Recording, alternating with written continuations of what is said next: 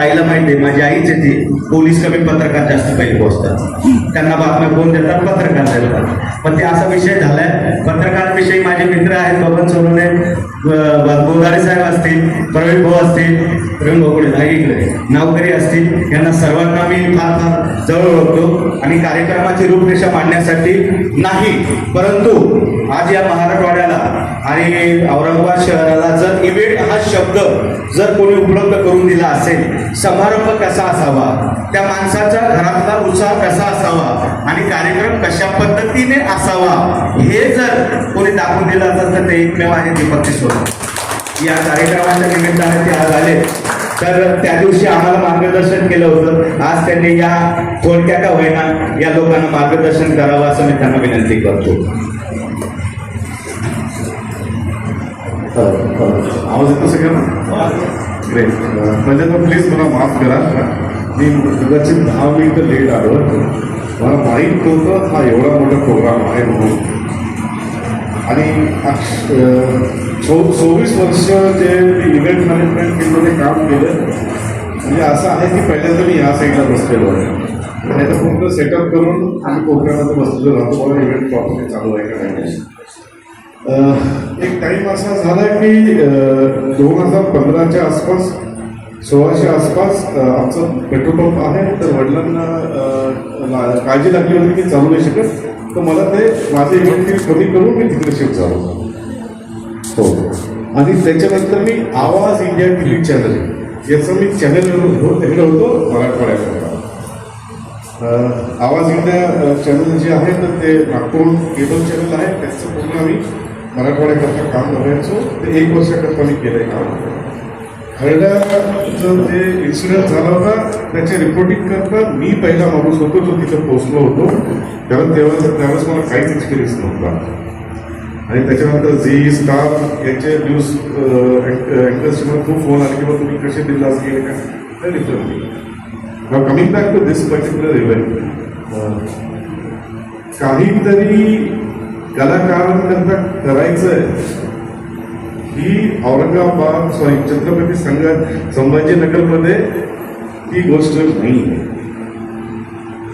मी मध्ये खूप ट्राय केलं होतं की आपल्या शहरामध्ये जेवढेही ऑर्केस्ट्रावाले आहेत, सिंगर्स जे आहेत, त्यांना एकत्र एका मंचावर आणायचं आणि काहीतरी करून दाखवायचं. म्हणजे मी तुम्हाला एक छोटंसं एक्झाम्पल देतो. आपल्या इकडे जो एलोरा फेस्टिवल होतो, तर त्याच्याकरता छत्रपती संभाजीनगरचेच लोक ॲज इन्व्हायटीज म्हणजे प्रेक्षक म्हणून जातात. एक फेस्टिवल हा नॅशनल लेवल किंवा इंटरनॅशनल लेवलवर झाला पाहिजे, कारण आपल्याकडे तसे हे आहेत, मॉन्युमेंट्स आहेत इंटरनॅशनल लेवलचे. आपण बाहेरच्या लोकांना बोलू शकतो आपल्या शहरामध्ये, आउट ऑफ इंडिया, आणि आपल्या इकडचे जे लोकल कलाकार आहेत त्यांना आपण पुढे आणू शकतो. पण ते तुम्हाला माहिती आहे, तो एक माणूस वरती जायला लागला तर दुसरा तो पाय खिचायला उभा असतो, तर असं होऊन ते पण हे झालं.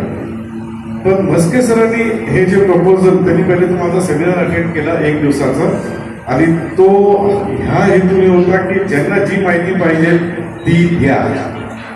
आजकाल तसं नाही, आजकाल कसं ज्यांना जी माहिती पाहिजे तर काहीतरी द्या मग घ्या.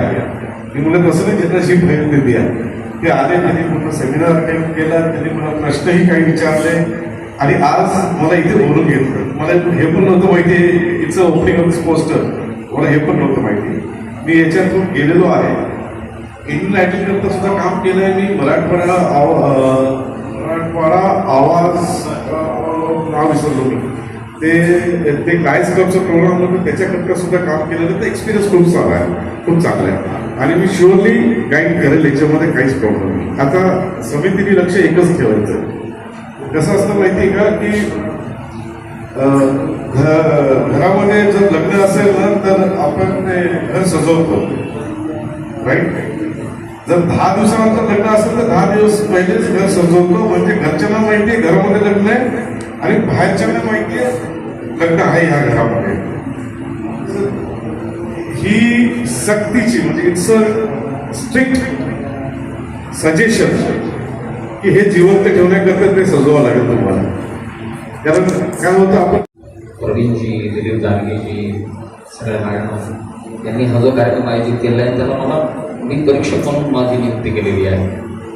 गव्हर्नमेंट कॉलेजमध्ये एम ए शास्त्री गायनामध्ये मी केलेले आहे. मी आकाशवाणीवरही गायलो, मी प्रोग्राम पण करायचो. पण मध्ये काही वर्ष शहर सोडल्यामुळे मला गॅप मिळाला आणि अशा पुन्हा रिटर्न आलेलो आहे.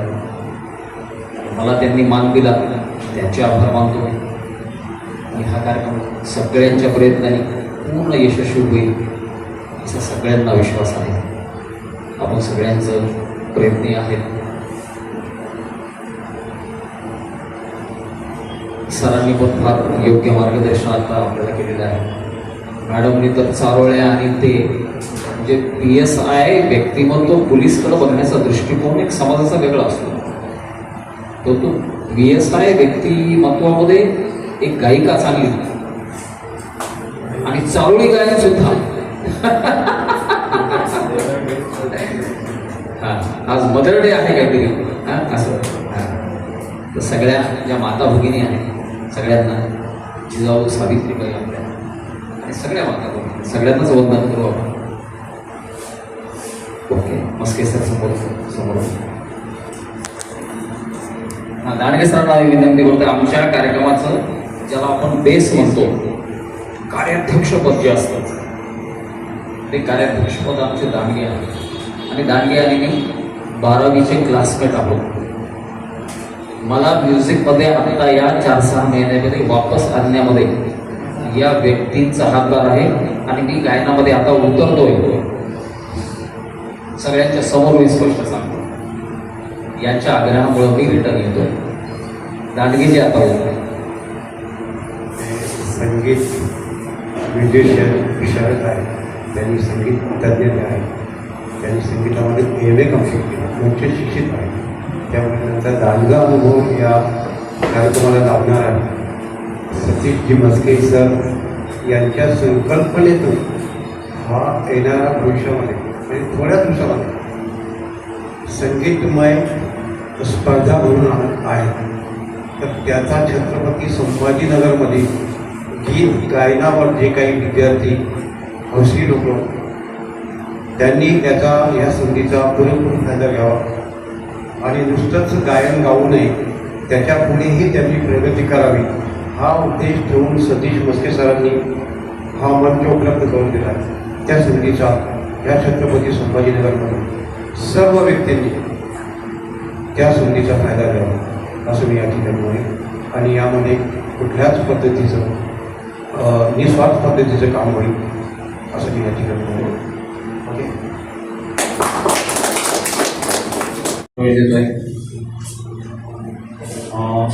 जे परीक्षक आहेत परीक्षकांचा निर्णय अंतिम राहील, त्याच्यामध्ये कुणी ऑब्जेक्शन घेऊ शकणार नाही. हे सगळं कायदेशीर आहे. सिक्युरिटीची काळजी आम्ही त्या ठिकाणी घेतलेली आहे आणि अप्रत्यक्षपणे तिथं आलेल्या लोकांची काही नाश्ता पाण्याची व्यवस्था म्हणजे एक आम्ही याच्यामध्ये उल्लेख केलेला नाही, पण तो विचार आमचा आहे. परवाच प्रवीण सर म्हणे दुरून लोक येतात वगैरे नाही, ते एक आम्ही करणार आहे. ही पर्सनल त्यांची जबाबदारी. त्यांचा येण्या जाण्याचा खर्च नाही, त्यांची राहण्याची व्यवस्था नाही. इथं जर त्यांना स्पर्धेला यायचं असेल, शनिवार रविवार 2 दिवस आहेत, त्यांनी स्वतःची व्यवस्था स्वतः करायची. फक्त आम्ही त्यांना तिथे एंट्री देऊ, त्यांचं गाणं ऐकू, ते वापस जातील. त्यांना व्हॉट्सअपवर मेसेज जाईल तुमचं सिलेक्शन झालं आहे का नाही. आम्ही जे सध्या 31चा आकडा काढलेला आहे, हा आकडा कदाचित मागे पुढे होऊ शकतो. स्पर्धक बघून खूप स्पर्धक जर आले मी हा आकडा वाढवू शकतो किंवा आम्हाला जर योग्य जर नाही वाटले हा आकडा मी 4-5 नाही 5-7 नाही कमी करू शकतो. 31च्या ऐवजी तो निर्णय सगळा चक्कपटीचा आहे. आणि 15 ऑगस्टला भव्य कार्यक्रम आहे. बक्षीस वितरण 15 ऑगस्टला लगेच आहे. सायंकाळी दुपारी स्पर्धा झाल्याच्या नंतर 5 पर्यंत स्पर्धा अंतिम फेरी संपली की थोडासा गॅप देणार आहोत आपण आणि मग 6ला होते तो कार्यक्रम करू आपण.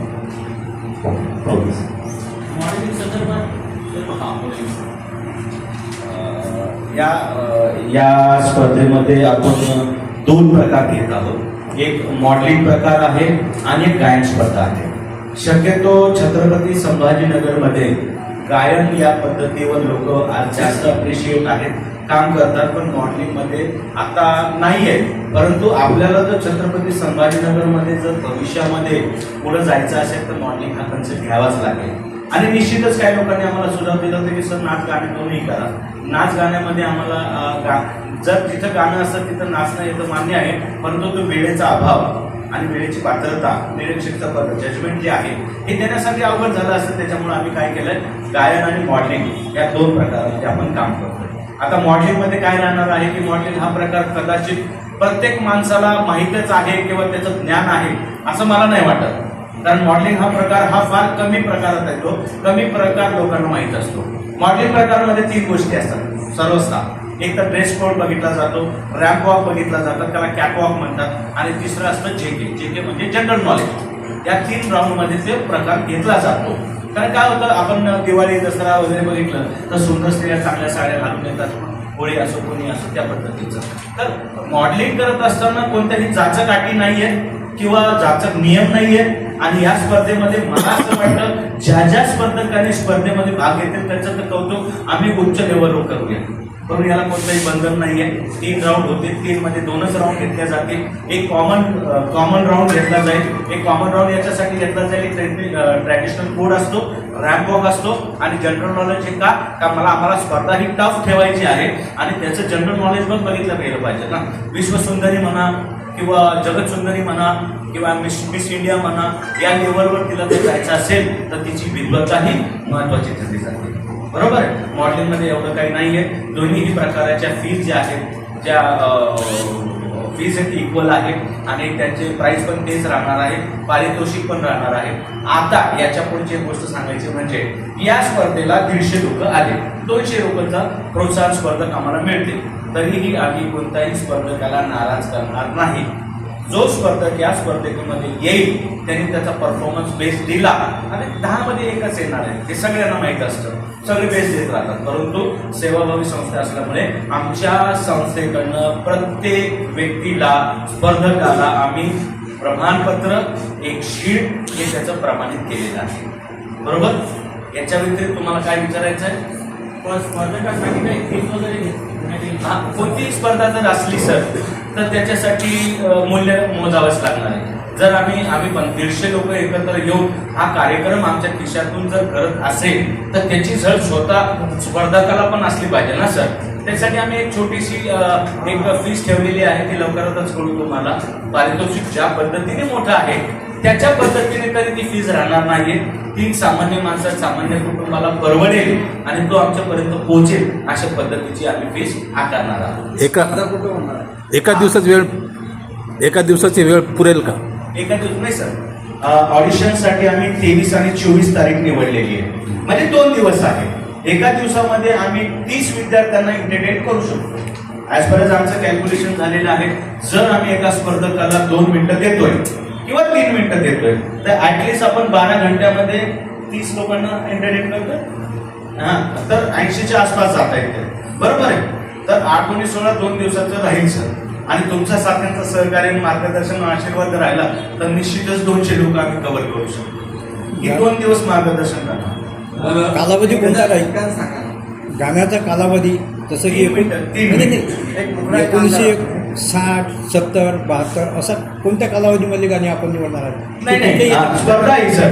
ही स्पर्धा आहे. तुम्ही जर आता माझा जन्म झाला 1952ला तर मी मुकेशचेच गाणं म्हणाल ना सर. मी सोनू निगमचं नाही म्हणू शकणार. निश्चितच ही चॉईस तुमची आहे, ही स्पर्धकांची चॉईस आहे. मी जर त्याला म्हटलं मोहम्मद रफीचं गाणं म्हण, त्याचा जन्म झाला 2025 ला, म्हणजे हे कोण आहे? हा कोण भाग आहे ना. ही तुमची चॉईस आहे, पण 3 गाण्यामध्ये आमची चॉईस राहणार आहे सर. त्या 3 मला